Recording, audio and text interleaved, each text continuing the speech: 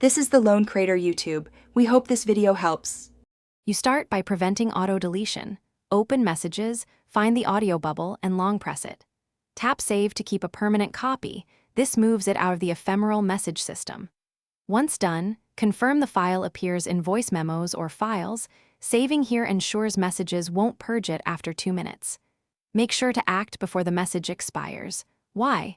Because Messages defaults to temporary storage to save space, so manual saving is the only reliable first step. Once you've saved the clip, decide where it belongs. Tap Share and pick Save to files to store in iCloud or on my iPhone.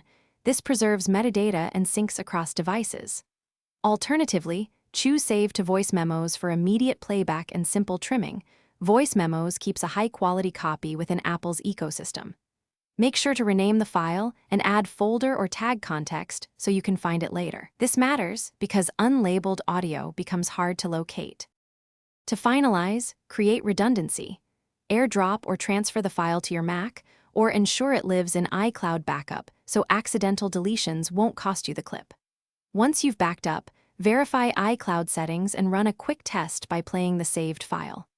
If something goes wrong, check recently deleted in voice memos or files and confirm Messages expire settings if the audio disappeared. Restore from backup or recover from recently deleted immediately, because the system removes expired messages automatically.